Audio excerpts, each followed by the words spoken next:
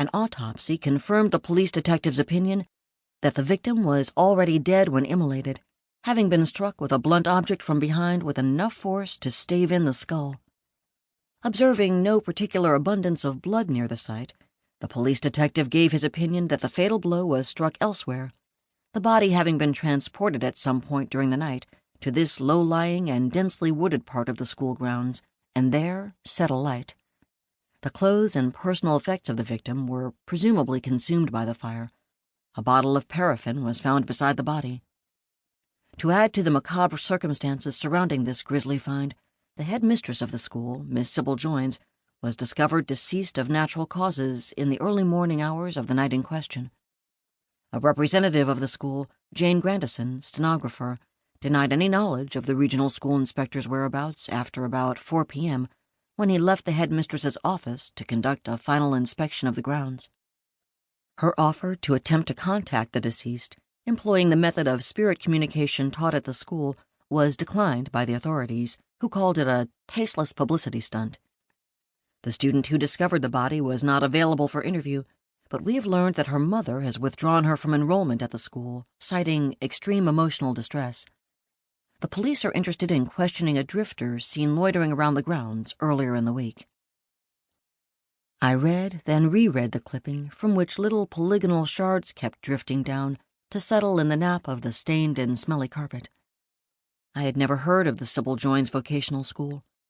That alone would have pricked my curiosity, since I had flattered myself that I knew quite everything there was to know about the spiritualist movement in late 19th to early 20th century America.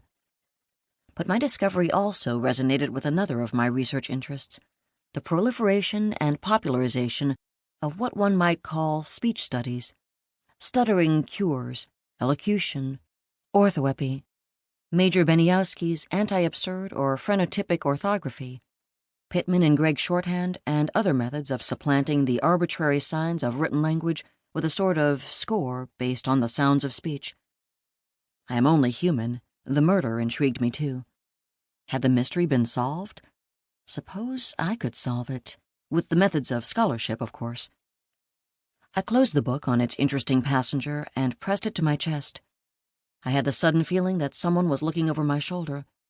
Not another ghost, but an up-and-coming scholar in my own discipline, slavering to take from me the lead that was, but for how long, mine, all mine. But I think I felt something more than greed even then. The sensation that a hole had suddenly gaped in a world that had hitherto seemed decently, if not prudishly, buttoned up. Most of us avert our eyes when this happens, but I looked, and saw a flutter of aquamarine and viridian, a pounce of stripes, a spatter of molten ice, frozen fire, the smell of music. I express myself clumsily, and yet I believe some of you, at least, will know what I mean when I say that my first thought was, yes, and my second, I remember this. How indeed could I have forgotten that time I burrowed under the covers to read by flashlight past my bedtime in that warm and golden tent cave, delicious illicitry, and then, thinking I was crawling back up toward the head of the bed, actually made my way deeper, through a tunnel that went on and on, from whose roof fine roots stretched down to fascinate my forehead, until I came up in the center of a snow-thick forest, where some mechanical angels were rehearsing a hymn of clicks and chirps, before an audience of spiders. I had longed for such another opening my whole life. I suddenly noticed a pair of eyes shining back at me from a gap in the opposite bookcase and started, dropping the book. Doubtless it was again the cat. The proprietor jerked aside the towel curtain and stood looking at me without enthusiasm. "None of these books are at all valuable," he said. "Please feel free to toss them around." "Don't worry," I said. "I'll be buying this one."